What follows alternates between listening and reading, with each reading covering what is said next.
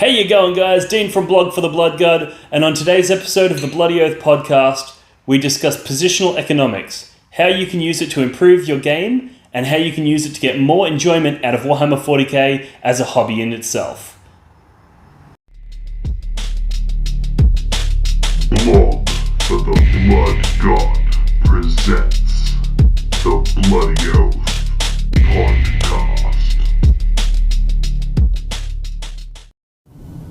How you going, guys? Welcome to the latest episode of the BloodyOath podcast. On today's episode, I want to discuss positional economics and how that can be used in relation to Warhammer 40k in various ways. Now, this might be a slightly longer episode than some of my previous ones because this topic is quite broad and it covers a lot of different areas in various ways. So I'm going to try and cover them all. I'll probably end up missing a bunch of stuff, but I'll do my best to cover it, give it as much of a comprehensive coverage as possible. So what is positional economics? Positional economics is basically the phenomenon where people value things relative to other things.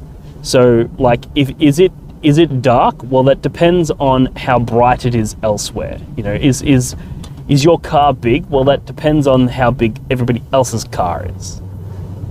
Is something expensive? Well, it depends on how much other things cost, you know, like if something costs $1,000, that's pretty cheap for a car, but that's really expensive for a ham sandwich.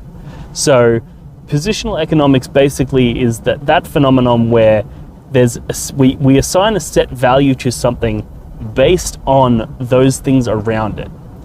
So there's two main ways in which this is applicable to 40k, and I'll try and cover them and some of the ways in which you can use this to make better choices and better decisions on the tabletop, as well as extract more enjoyment and fun out of the hobby in general. So I'll give you an example for starters. If you look at one of your miniatures, right, would you say it's well painted or not? Now, the way you answer that question is going to be how you compare what you compare that miniature to. If you look at a bunch of Golden Demon entries or Heavy Metal entries or anything like that, and then look back at your own miniature, you're probably going to think your miniature is crap. You're probably going to think this is painted really poorly, right? But if you look at, you know, like a little 10-year-old's first attempts on Facebook where they post it up and ask for, you know, advice, and then you look at your stuff, you're going to feel like a god. You're going to be like, wow, my stuff is painted amazingly. So how you value your paint skill is determined not by your paint skill. It's determined by what you compare your paint skill to. So it's really important to note that. It's not about the actual skill you have, it's about what you compare it to. And the beautiful thing there is that you can choose what you compare it to. So you can choose who you compare your paint skill to, and then you can do one of two things. If you compare yourself to somebody who's significantly better than you, that can inspire you to improve. But it can also run the risk of making you feel bad because you're not at that level.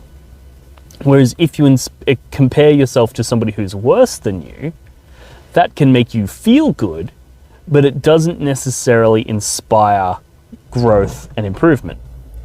So basically what you want to do when deciding on who to compare yourself to is decide what it is that you want to achieve. Do you want to get better at something, or do you just want to feel good? And both of these are completely valid choices. You know, nobody's saying that you have to be out there striving to improve at all times, and nobody's out there telling you that you should just do whatever you can do to feel good. I mean, sure, there are people that will hold those positions, but the main thing is that you can pivot back and forth between these two modes at any time you want, depending on what you want at the time. You know, if you're feeling, you know, energetic and inspired and you want to get better at something, one of the best things that you can do is view the work of people who are way better than you, and that will help inspire you and motivate you to improve. But it might not make you feel good about the quality that you're able to produce at the moment. Whereas if you're feeling a bit down in the dumps and you really can't be bothered and you just want to smile and you just want to have a little bit of a self-confidence boost, go compare yourself to people that are significantly worse than you, and it'll remind you that, hey, you're actually all right, So that's an example in regards to like your hobby standard and your painting. But the same thing applies when it comes to your tournament results. And this is obviously, this being a more competitively focused podcast, this is probably a more poignant thing to bring up, is if you're attending tournaments and you keep getting smashed, right? And you keep getting, middle of the road results. You keep going 3 wins and 2 losses, or 2 wins and 3 losses, and you're never really breaking through that barrier. You can do one of 2 things. You can compare yourself to the people who are consistently placing in the top 5, and you might feel bad, but it'll inspire growth. You look at those people, you organize games with those people, and they smash you, and you verse them again and they smash you, and you're just like, wow. It can potentially make you feel bad because you're not at that level, and it reminds you that you're not at that level. But it does help facilitate growth. Or if you just want that self-confidence boost, go down to your local games workshop and ask for a pickup game against some scrub, and with your tournament army that you've been honing, even though you're not doing that great in the tournaments, you will put that little Timmy in the dirt. And that will remind you that, sure, you may not be achieving those top 5 spots. You may not be podiuming. At a 5-player event, you might come 4th, that's fine. Because when you attend those Games Workshop store style events, whether it be a random pickup game or one of the smaller tournaments that they do, you'll feel a lot better about yourself because it'll remind you of the growth that you've gone through since that time. So there's basically two different modes that you can go into, and it's all about just knowing what your priorities are and what you are trying to achieve, and then deciding the appropriate mode to put yourself in. So that's the first sort of part of positional economics, and it's all about just putting yourself in mentally the right position to get the desired outcome. Now the other way that it applies to 40K is with their points costs and the way that the meta works. So the very concept of a meta, which is the most effective tactic available, is that it's not always going to be the same. It evolves, it changes, but also that often what is in the meta is defined by everything else in the meta, which is why it's positional economics. So for example, my Emperor's Children list, it was fine, it wasn't anything too particularly amazing, because it struggled with 2-up armor, it struggled with tough vehicles and bulk vehicles, and it just struggled with sort of Marines in general, because just all of that 3-up armor, multiple wounds, it could be a bit of a slog for me to get through. But when Necrons and Dark Eldar rose to prominence, all of a sudden that same list that was struggling previously became really powerful, because both of those things are highly susceptible to my my different style of list. And when they became prominent in the meta, well, now all of a sudden I'm more likely to get those favorable matchups. So that's an example of where the positional economics has worked in my favor. Now, reading the meta is one of the hardest things to do, and it's insanely nuanced. So it's not something that I can just explain away in a 5-10 minute video, but if you're able to analyze the meta at any capacity, that will help you if you can use that positional economics to go, okay, based on X, Y is very good. It's not just Y is very good. There's no such thing as a good unit in 40K. There are some units that are quite efficient for their points costs, but if they're really efficient at killing, guardsmen, and there's no guardsmen being played, well then it doesn't matter how efficient that thing is. So it's all about knowing what the potential targets are, knowing what the threats are, and then positioning yourself to be in the optimal spot to defeat them. So there's a number of ways that you can do this, particularly when you start getting higher up and you start getting better results. It becomes easier to predict who your opponents are going to be. So for example, whenever I attend one of my local tournaments, there's 4 or 5 people that I just know I am going to have to verse at least 2 of these 5 people at this event, because I consistently get in the top 10 and so do they. So it's like, well, if half of the top 10 are these 5 people, well, then the chances of me having to verse at least 2 of them is very, very high. So knowing that, you can then make decisions based on their armies and go, okay, most of them are running power armor, so you know that you need to have some weapons, multiple weapons in your army that are efficient at dispatching power armor, or maybe you know that one of them's running like Gene Stealer Horde, and one of them's running Necron Horde, and one of them's running Orc Boy Horde, and you go, okay, in order for me to be competitive, I need to use positional economics to position myself favorably against those armies. So something that might be very inefficient in other matchups all of a sudden becomes a very powerful tool. So that's like the positional economics of the list writing when it comes to the meta, is all about analyzing that. But it goes even deeper than this. So the next part about the positional economics is the points costs of individual units. So while I've discussed that, being efficient for your points isn't enough in of itself, you need to be efficient at the right thing. One of the ways that we determine whether or not a unit is efficient to begin with is by comparing it positionally to other similar units or other units that perform a similar role. So for example, you might look at let's say a unit of Chaos Space Marines, right? Basic Chaos Space Marines, right? And you might be like, oh yeah, they got a couple of attacks in combat, they're kind of toughish, they 3-up armor, they do X, Y, Z. Now, when you make a judgment call to decide whether or not that unit is efficient, you have to compare it to something. And if you compare it to, say, Khorne Berserkers, you're going to go, okay, it's a little cheaper, but the Khorne Berserkers do significantly more damage. They're equally as tough. If they're world eaters, they have access to objectives secured. So now all of a sudden, based on that positional economic framework, you can make a judgment call on whether or not that unit is efficient at that task for those points. So this is all, like, you're probably listening to this going, no shit, Dean, you're trying to tell me that cheap units are good because they're cheaper than expensive units. And obviously that's very intuitive and very obvious. But what's not immediately obvious is that when you're comparing units from another codex, you're actually not operating correctly.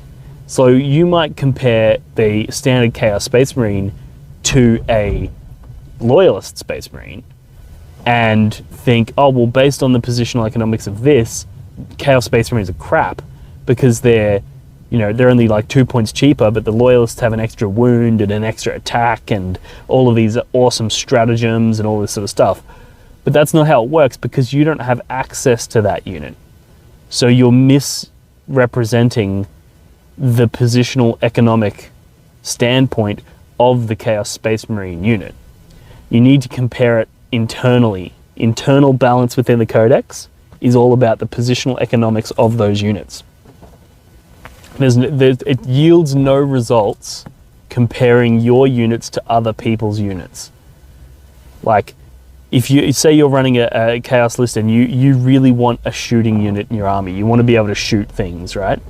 There's no point going, oh, well, obliterators are good, but Centurions do it better, so I'm not going to take obliterators. Because you're not going to take Centurions either. So what's better is going, okay, obliterators are good, is there anything else in my codex that's better? And if not, well, then the obliterators are the best choice. So that's one of the traps that you can fall into, is comparing yourself to other codexes, other things that you don't have access to. And that's just like everything in life when talking positional economics, is comparing yourself to people who you can be compared to. So taking it back to the earlier example I gave with your painting ability, right? If you're a 15-year-old kid doing your painting, and you compare yourself to the heavy metal guys, or the golden demon guys, well, you're not going to be able to achieve that same quality, unless you're some kind of like artistic monster. But chances are you're just not going to be able to compete on their level. So comparing yourself to them is not fair to you.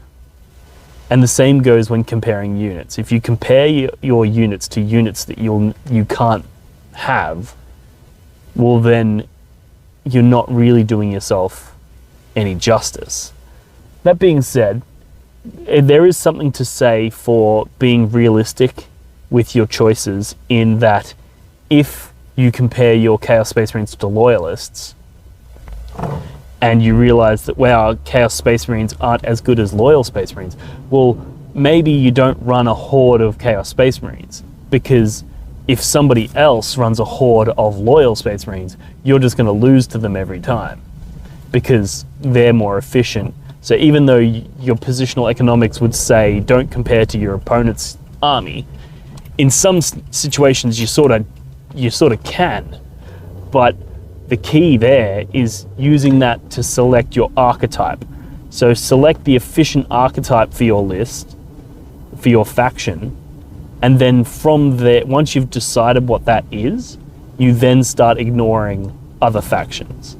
So if you decide that you're going for say you're going for a really strong Alpha Strike list, you want something that's going to go up and do massive damage early game, then once you've decided that, it doesn't matter if Raven Guard do it better, because you've already decided on your archetype. Whereas if you look at it and go, well, Raven Guard do it so much better, so maybe I'm not going to use that archetype. Maybe I'll go for something that's a little bit more, layered in its application of damage, and it does some damage turn 1, and then some on turn 2, and then more on turns 3 and 4. If you go, okay, because Raven Guard has such an oppressive alpha, I don't want to try and compete in that space. So you move to a more layered response. Once you've decided to go for that layered response, at that point you should start ignoring the other factions and what they can do, and focus on the economics of the units that you have access to and how you can best optimize that loadout. And one of the best ways to do that, I find, is to actually literally ignore the other factions. Because if you start getting hung up on, Raven Guard Centurions are just so much better than whatever I have access to, you'll get in a sort of a shell-shocked mode where you actually won't be able to make a choice, because all of the choices that you have available to you that might be perfectly fine choices, because they're being overshadowed by better ones, you'll disregard them, even though they're good choices. So I feel like a lot of people fall into this trap with Noise Marines. Noise Marines, in my opinion, are a fucking amazing unit, but a lot of people look at them and go, yeah, but they're one wound Marines, they just die, and, intercessors just do it better, or whatever, right? But the problem is even if intercessors do it better, that doesn't stop Noise Marines from doing it really well. That doesn't mean that Noise Marines are not a valid choice in your army. So looking at other things, if you were then to go, okay, well, because other things do it better, I'm not going to take the Noise Marines, you've just robbed yourself of a very valid choice in your army. And I think coming as a Chaos player, this rings particularly true, because a lot of our units, when directly compared with other units in the game, come off second best. But when compared with other units in the codex, you actually have some pretty clear choices to make. And once you make those choices, you realize there's actually quite a few synergies in there that make those units stronger than you would think. So you might look at a Noise Marine on face value and be like, yeah, not as good as, XYZ Imperial unit. But when you look at it and go, well, hang on, if I combine those Noise Marines with Terminators, and now I can do the Alpha Strike with the Noise Marines, and then drop in Terminators on the following turn and do a second blow with those, and then on the third turn I can drop in more Terminators and do another blow with those, you start to realize this is actually really good. Even though most people would say the Imperium has better troops, and the Imperium has access to better Terminators. But that doesn't necessarily mean that our Terminators and that our troops are bad. They're still very strong. And especially when you compare them to something like a regular Chaos Space Marine, you go, okay, well hang on, compared to a regular Chaos Space Marine, Noise Marines are actually fucking amazing. So you actually do have a lot of value there, and you shouldn't let other things drown it out. So I guess I'm going to wrap it up there. Thanks for tuning in. So basically the TLDR of this episode is, when considering things, choose what mode you want to be in, whether you want to be in improvement and growth mode, or whether you want to be in feels good stability mode. If you want to be in feels good stability mode, compare yourself to people worse than you or not as advanced as you. And when you want to develop and grow and improve, compare yourself to people who are more advanced and more developed than you are, and you'll grow. And then when comparing units, be sure to consider the meta, consider what's good and why it's good, not just if it's good. Why something is good is just as important as whether or not it is good, because it somewhat determines whether or not it is good. And keep that in mind when looking at units, and try not to disregard units because other units in the meta are better. Just because something is better doesn't mean you're bad. For example, a 6'5" person isn't short just because there's a 6'8" person out there. They're still tall. So don't immediately disregard units because something out there is better. So I guess that sort of ties into like what I was saying about choosing your speed and choosing the appropriate framework to view things through in regards to positional economics. So I hope this made sense. I hope you enjoyed this episode, and let me know if there's any topics that you'd like me to cover in this sort of detail, any of the sort of broader topics that aren't necessarily about a specific strategy or a specific tactic on the table. I'm more interested in covering these broader concepts and how they can be applied to 40k and how we can use that to get more enjoyment out of the game. I guess the last thing that I want to bring up is actually how you get enjoyment out of the game. If you really enjoy the competitive side of things, but you're not very good at the hobby side of things, well, maybe that's where your focus should be. I guess positional economics is somewhat a matter of focus and framing. So just focus on what you're good at if you want to get more pleasure and enjoyment out of the game, and focus on what you're not good at if you want to develop and grow. So yeah, chuck a comment below. I'd love to hear what you guys think about this episode. And also, if you enjoy the content that I put out and you want to support me so that I can continue to do so, and also improve the quality of my content by buying better microphones, better lighting, better cameras, and also work on better programs and those sorts of things, then please jump over to Patreon. I'll chuck a link in the description below and show us some support.